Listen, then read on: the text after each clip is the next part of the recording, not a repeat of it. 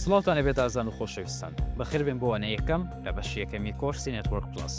ئەم وانەیە باسی تۆڕ دەکەین، واتە تۆڕ چییە؟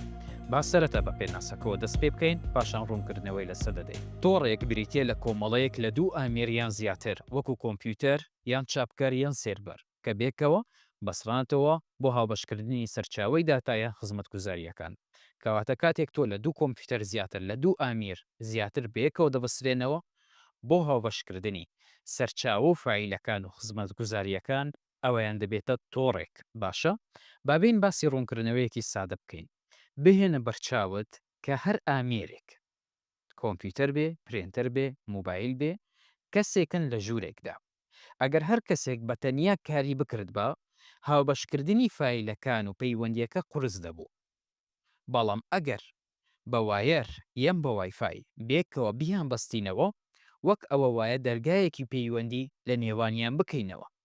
ئێستا دەتوانن فایلەکانیان هەڵبەش بکەن، هەمان پرینتەر بەکاربهێنن، بڕۆنە ئۆنلاین، بڕۆنە ناو ئینتەرنێت و قسە لەگەڵ یەکتر بکەن.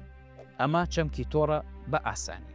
کەواتە ئامانجی ئێمە لە بەستینەوەی کۆمپیوتەرەکان، سێرڤەرەکان، پرینتەرەکان، هەموو ئامێرەکانی ناوڕێکخراوەکە، کۆمپانیایەکە، نهۆمەکە ئەوەیە کە هەر هەمیان بتوانن پێکەوە ئاڵوگۆڕی سەرچاوەکان بکەن لە ناو خۆیاندا. باشە؟ بەستنەوەی ئامێرەکان بەیەکەوە بۆ ئەوەی بتوانن کار بکەن و سەرچاوەکان بە شێوەیەکی زیرەک و خێرا هەڵبەش بکەن.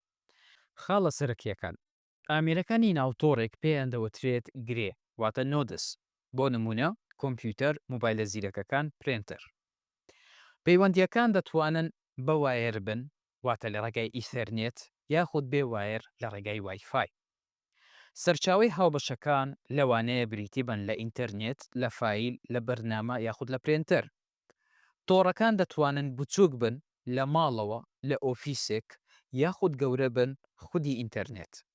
ئاماژەیەکی بچوو کاتێک دەڵێن نۆت واتە گرێ، واتە هەموو ئامێرێک لە ناو تۆڕەکە تەنانەت ئەگەر آیپی ئەدرێسیشی نەبێ، واتە ئامێرێکت هەیە کە آیپیشی نییە، ئەویان هەدەبتە گرەیەک لە ناو تۆڕەکە، واتە هاوبەشەکە. هۆست ئامێرێکە لە ناو تۆڕەکە کە آیپی ئەدرێسی هەیە و دەتوانێت زانیاری لە ئامێرەکانی دیکەوە بنێرێت و وەربگرێت. ئەوەیان دەستەواژەی هۆستە. باشە؟ لەوانەکانی داهاتوو باسی هۆست دەکەین کە چ دەگرتەوە، وانەیەکی تایبەتمان هەیە سەبارەت بە هۆست. ئەوە خاڵە سەرەکیەکانە سەبارەت بە تۆڕ چییە. ئێستا تۆ ئاشنابووی بەوەی کە نێتوەرکمان بۆ چییە، بۆ ئێمە نێتوەرکێک دادنین لە شوێنێک، لە کۆمپانیایەک، لە ڕێکخراوێک تاکو کۆمپیوتەرەکان بتوانن بە ئاسانی سەرچاوەکان و فایلەکان و زانیاریەکان لە ناو خۆیاندا هاوبەش بکەن. هیوادارم زۆر باشی لەم وانێت تێگەیشت بن. یاسینتان لەگەڵ بوو، هەر شاد و بەختەوەر بن. خوداحافیز.